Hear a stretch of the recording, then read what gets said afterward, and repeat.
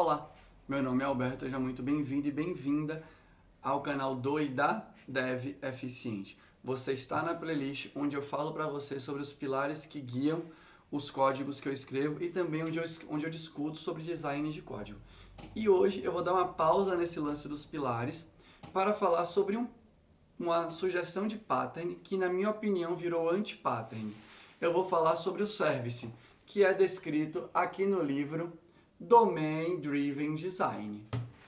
Beleza? Então, service é um pattern que é amplamente utilizado pela indústria. Todos os códigos que eu reviso na jornada do e da Dev Eficiente, todos não, mas quase todos eles começam, pelo menos ali no primeiro pull request, começam fazendo uso de services. Nas empresas, a galera usa service a rodo. E na minha opinião, toda boa intenção que Eric Evans trouxe, Evans, sei lá como pronuncia, trouxe no livro, foi transformado num anti-pattern e a galera perdeu completamente o rumo da essência do uso da parada, Então, primeiro, eu vou ler alguns trechos que eu peguei aqui do livro, certo? Eu sei que essa minha revisão e opinião se confunde ali com a playlist de quarta-feira, onde eu faço as revisões, mas eu acho que se encaixa no design de código geral, então eu vou colocar aqui hoje. Então, eu peguei aqui alguns trechos para você, Um trecho do livro. No entanto, o erro mais comum é desistir facilmente de enquadrar o comportamento em um objeto adequado, gradualmente chegando a uma programação procedimental, ou seja, ele quer dizer aqui procedural, que eu estou com o livro, que é a tradução aqui, beleza?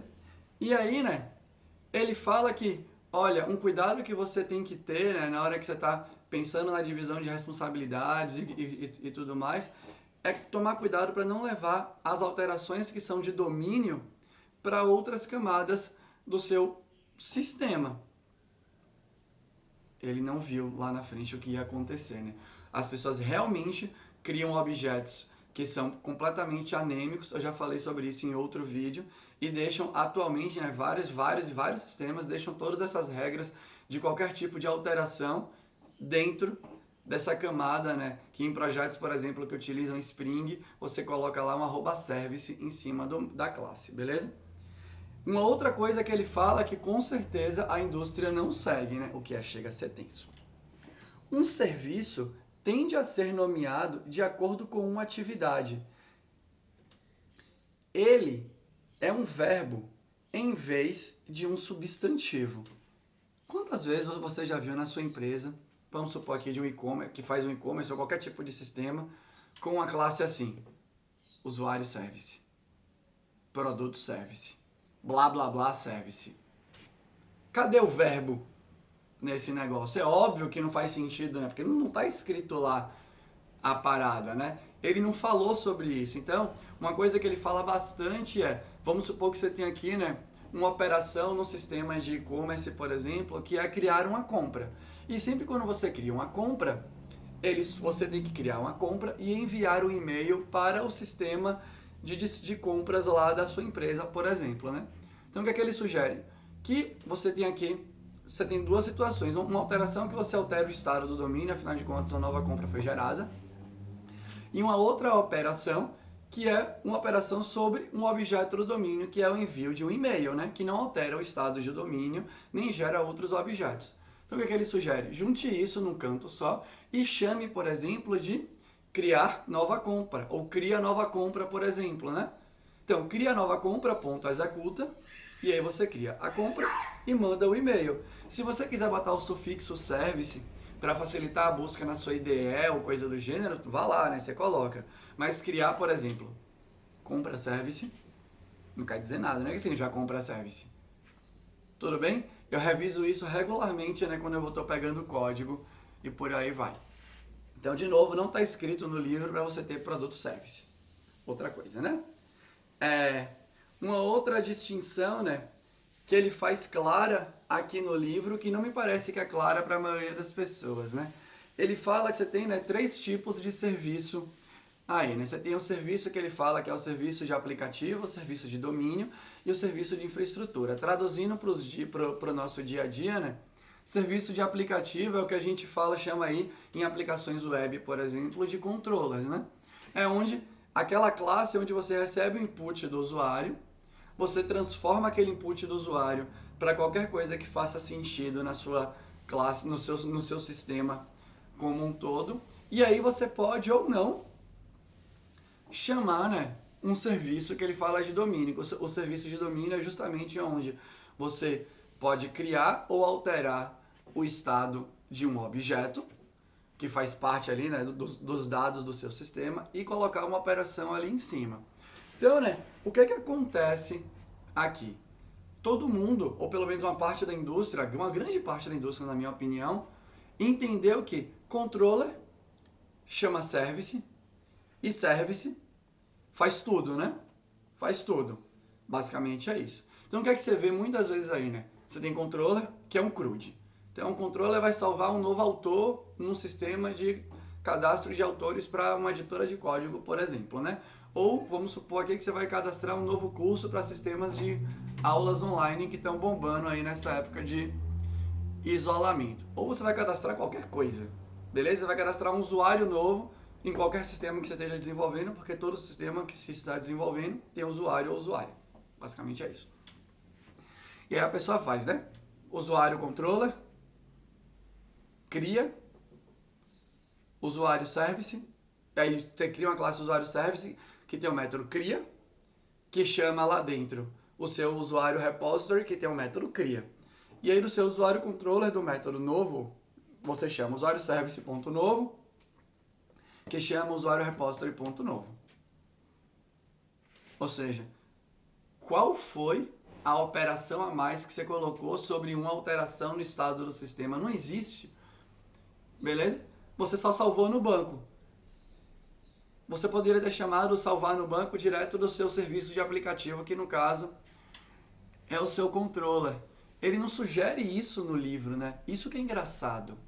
Ele não sugere no livro para você ir a ferro e fogo e separar qualquer chamada de repositório, né, DAO, enfim, do seu controller, né, do seu serviço de aplicativo. Mas o que acontece, né? Tem muito menos gente lendo o livro, e das pessoas que leem, em geral, as pessoas muitas vezes não refletem sobre o que está lendo, né? Então seguem o que está no livro ali do jeito que elas entenderam, e aí você chega na comunidade da empresa, né?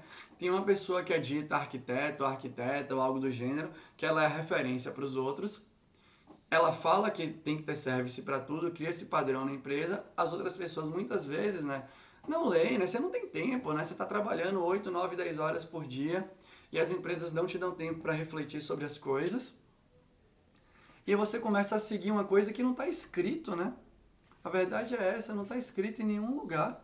E aí, para mim, o service virou um anti-pattern. O cara tentou cunhar, né, uma ideia para você.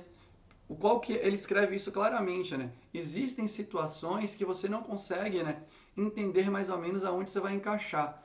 Então, é basicamente isso, né? Você vai criar um usuário e você tem que mandar um e-mail. Ou você vai alterar, vamos supor aqui, né? Acho que uma situação mais clara que ele descreve no livro, né? Você vai alterar o status de um usuário no sistema, né? Ele está ativo, ele vai virar bloqueado. Imagina que a pessoa foi demitida, ou ela saiu de licença maternidade, né? Ou ela tem que passar um tempo fora da empresa porque se machucou, ou agora em época de isolamento, a empresa decidiu, né, que você vai ficar afastado enquanto o isolamento não acaba, enfim, né? Então você tem um novo status de uma pessoa ali dentro. E toda pessoa que é colocada nesse novo status, ela vai receber um e-mail informando sobre aquilo, né? Olha, tem que ficar documentado, né? Vamos supor. E aí ele sugere, você tem que alterar o estado do usuário. Então, alteração de estado do objeto, você coloca dentro do objeto de domínio, faz todo sentido. Mas e mandar esse e-mail? Onde é que fica?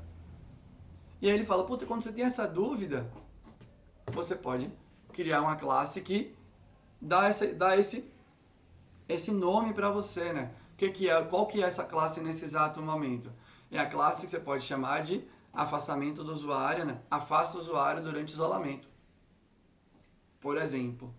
Beleza? Que é uma classe que você vai trocar o estado do usuário para afastado, e você vai mandar um e-mail ali, né? E nessa própria classe você vai falar, puta, nessa alteração, né, vai ter uma validação ali na hora que você vai alterar o estado, que pode estar dentro, obviamente, do usuário, que é se o usuário já está afastado, eu não faço nada, né? Eu não troco o estado dele ali. Tão simples quanto isso, né? Então, no livro, ele não fala em nenhum momento para você criar service para tudo, nunca chamar um repositório de um controller, muito menos ele também não fala que você não deve alterar um objeto de domínio, que você deve deixar de alterar um objeto de domínio direto no controller, porque você pode alterar e não ter nenhum evento associado a isso, né? Então, simplesmente você poderia só alterar o estado, o status do usuário e retornar. Você não tem nenhum evento associado a isso. Então, no seu próprio serviço de aplicativo, né, no seu controller, nesse caso, application service aí, né, do inglês, você já alterou e tá tudo bem. A verdade é essa, tá tudo bem, né? Mas o povo quer colocar complicação em código que não existe. Por isso, inclusive eu tenho até, né, um dos princípios ali que eu sigo é qual é o tipo de código que reside no domínio, né? Código que você altera o estado ou retorna novos objetos em função de um estado existente. Se você vai fazer um código que não está nisso, olha só, surgiu a dica para você talvez criar um service. Tudo bem isso daqui? Beleza? Então basicamente era isso que eu queria te falar, né? De novo, no livro Domain Driven Design, ele não fala que você tem que criar domain services para tudo do seu sistema, né? Você tem uma composição que é alteração do estado do sistema ou geração de novos estados em função de estado anterior e, em geral, notificações desse estado para outros cantos, né? Ou passagem desse estado para outro canto do sistema que vai operar sobre um novo estado. Então é importante que você reflita sobre isso, né? Para você não criar classe que não precisa e principalmente para você não gerar indireção no sistema que não te dá nada, né? Toda indireção tem que te dar alguma coisa em troca, né? Então se você criou um service, nesse caso, né, que ele sugere aqui no livro, é uma indireção no sistema. Mas o que é que ele te dá em troca? Um nome semântico que conversa com o negócio que você está resolvendo através daquelas linhas de código. Beleza? Então, era isso que eu queria falar para você hoje. Não deixe que o service, que é um pattern que surgiu, né, uma ideia de padrão que surgiu para facilitar a comunicação dentro do seu sistema, né, para isolar operações que juntam alteração de estado e eventos sobre aquela alteração de estado. Não deixe que isso vire um anti-pattern na sua vida. Tranquilo? Era isso que eu tinha para falar para você hoje. Muito obrigado por ficar comigo até o final do vídeo. Beleza? Se protege. Fique em casa. Se você tem um comentário positivo, deixa aqui. Se você tem um comentário construtivo, deixa aqui também. Valeu, falou!